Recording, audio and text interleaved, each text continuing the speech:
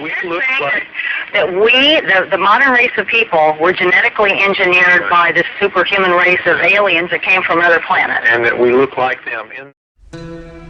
This idea has been reflected and espoused by numerous others in recent years, including the eminent archaeologist and researcher Zecharia Sitchin, author of the best-selling series of books on the subject, The Earth Chronicles. Mr. Sitchin explains. You can see here her features a little damaged. Her divinity was marked by the pair of horns that she had. She held a jar with the water of life, and she was surrounded as a decoration, but perhaps also symbolically, with a symbol that some refer to as... He further states the entwined snakes are actually symbolic of the DNA molecule. Dr. Sitchin later concludes the records of the Bible teach a condensed version of the same general story of this Anunnaki race coming down from above and genetically engineering us, creating us in their image as a hybrid slave peoples to work and labor on their behalf. These beings, according to Sitchin's work, are the source of man's ideas of the gods and goddesses. But is this really true? Is the biblical account a mere condensed version of the same story as recorded on the Sumerian cuneiform seals?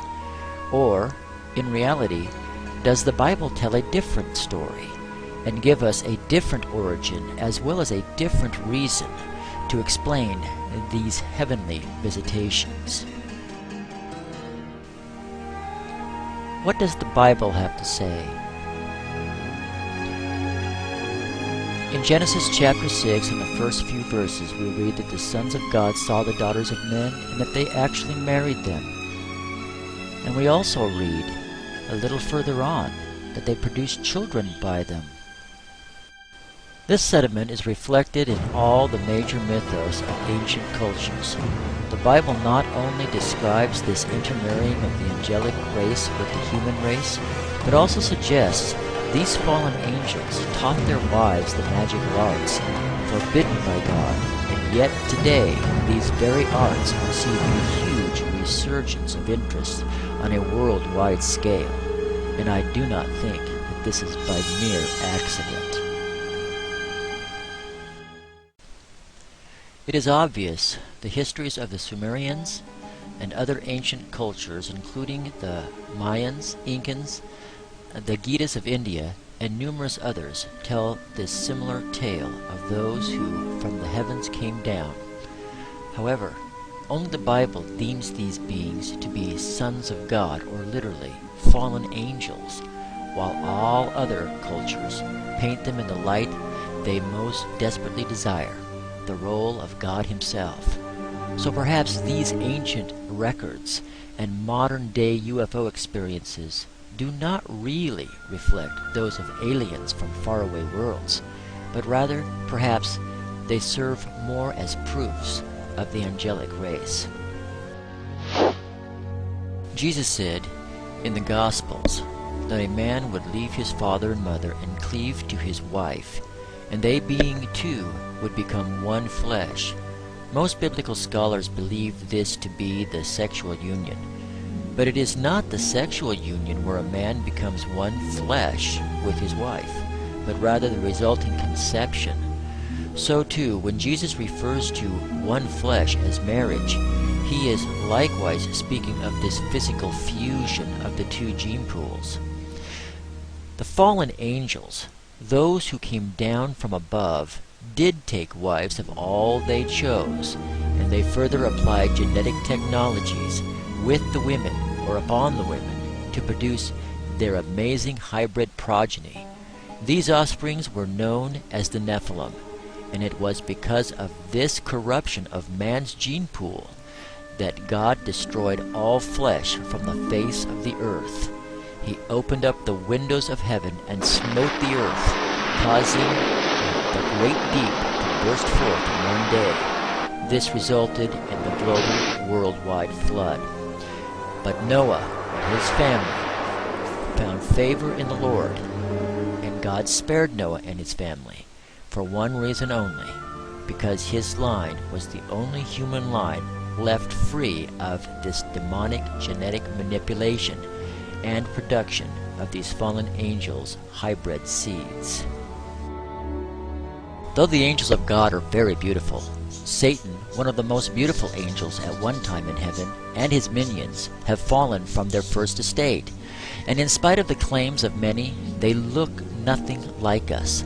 The Anunnaki did not come down from the heavens and genetically manipulate us to look like them. What they were attempting to do was to genetically manipulate themselves to look like us. This produced giants in the land and many hybrids with mutations with 6 digits on each hand. When God flooded the world, he destroyed these hybrids of humans and angels, but the angels themselves remain and have made many attempts to again enter into the human population and reintroduce this hybrid race. How is it that the angels could come down and intermingle with humans when they are spiritual beings? Well, we are also spiritual beings, but whereas man was created to live in a physical body, angels are created just a little higher than we. The angelic race, both good and evil, were created to have the ability to move back and forth between the spiritual and physical realms. They can transform themselves into any appearance they desire, and become physical or non-physical at will. In the 18th chapter of Genesis, God appeared to Abraham in the form of 3 men, or angels, and these angels ate with Abraham. God's angels appeared many, many times throughout human history to people, and they were physical when they appeared. The book of Hebrews tells us a great many things about the general nature of angels. In Hebrews chapter 1, verses 13 and 14, it says, "But to which of the angels did God say at any time, 'Sit at my right hand until I make thine enemy thy footstool'? Are they not all ministering spirits sent forth to minister for them who shall be heirs of salvation?" This passage gives us the reason why angels can become physical. They were created to be messengers, ministers, and literally go-betweens of the physical and spiritual planes of reality. Later on in Hebrews, we are also told to keep kindness towards strangers and be generous to strangers, for some have thereby entertained angels unawares. While many think these are wormholes for beings to travel the vast distance of space from their world to ours, what we are actually witnessing is the opening of the chimney, or literally the windows of heaven, as recorded in Isaiah chapter 24. Then God declares the ends of these demonic angelic beings, as well as the royal bloodlines that worshipped and served them from the very beginning, and who helped these beings deceive the entire world through science, falsely so called, and the pharmacy arts. These beings are indeed with us, and have been since the fall in the garden. They are all around us, in the air, and usually beyond mortal sight and sound. They are a vast network of wicked spiritual beings on the verge of revealing themselves to the whole of humanity for the purpose of complete and total spiritual deception. These beings are very, very real, and every now and then we get a glimpse alerting us of their presence.